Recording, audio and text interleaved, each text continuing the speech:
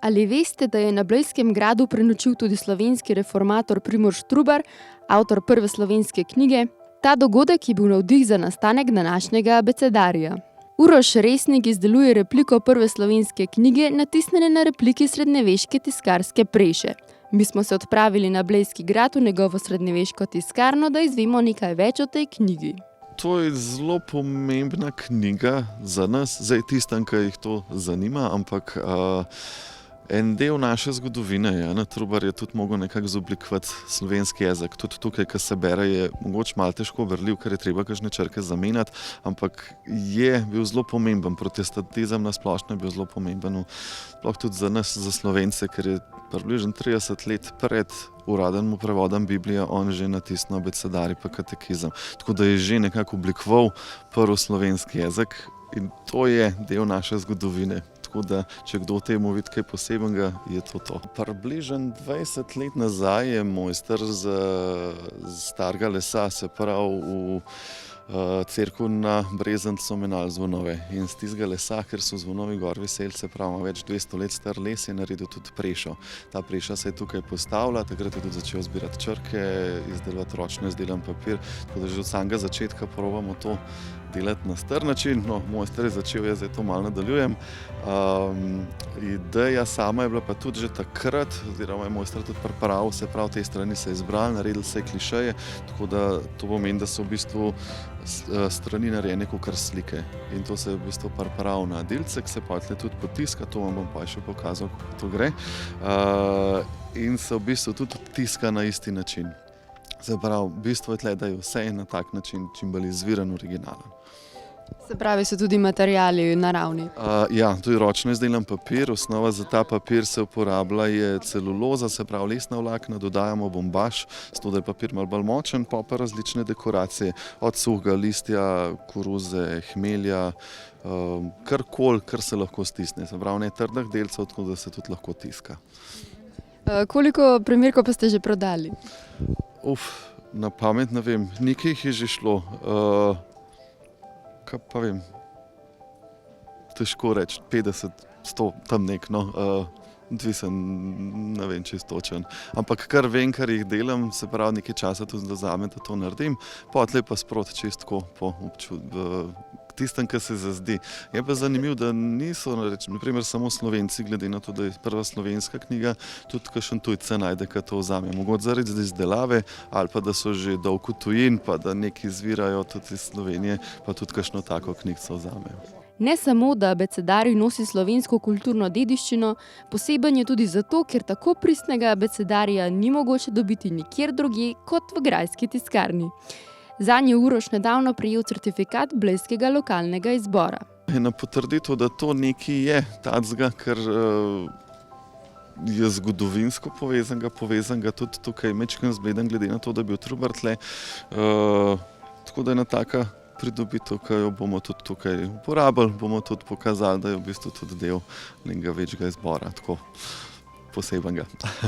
Z namenom, da bi ohranil pristnost knjige, se Uroš poslužuje starih tehnik tiska, ki pa v primerjavi z novimi vzamejo veliko časa. Težko bi rekel za eno, ker se dela tako, rekel, serijsk, tam ponavadi se jih 10 lotam naenkrat, tako da najprej se potiska ena stran, druga stran. Če bi to posebej dal na eno knjigico, mogoče zdaj, ko so že vse pripravljene strani, 2 ure, 2 do 3 urce, no, se porabi. S tem, da je že pripravljen veliko stvari. Tehnika, s katero tiskamo, je visoki tisk, tudi to je v bistvu ista tehnika, s katero je tudi Trubar prvo slovensko knjigo natisnil. Knjigotisk oziroma tudi visoki tisk. Visoki zato, ker so črke višje od praznih prostorov in tudi pri tisku samu se lahko začuti malo reliefa, ki se pošljata. Takrat, ki je že suh, ne prej, se ne razpaca. Vstopili smo tudi v grajsko tiskarno, kjer nam je Uroš predstavil postopek izdelave knjige. No, tukaj je knjigica Abecedarij, tale je iz leta 1555, se tudi tukaj vidi, ta je že v Bohoričici, prejšnja je bila v Gotici in je majhen težje berljiva, tako da kasnejša izdaja je bila pa že lažje berljiva. In tukaj, če sam majčkeno pogledamo knjigico, na začetku je nagovor Trubarja ljubim Slovencem, potlej je omenil črke, prav vse, tudi kakšne druge se pojavijo noter, vidimo tudi Q, X, Y, katerih danes ne uporabljamo, ni pa tukaj noter Č-jev, Š-jev, Ž-jev, ne. Tukaj je treba tudi kakšno črko zamenjati, da se dobi ta pravo besedo ven, oziroma je treba dati ta prav štimovc noter, če se izrazim po tiskarsko tako. No, naprej so pa tule besede za vaditi, poznane besede. Tukaj naprej od imen, pa kakšne zelo pogoste besede, ki se uporabljajo, par stavkov, tudi kakšne zapovedi se najde noter.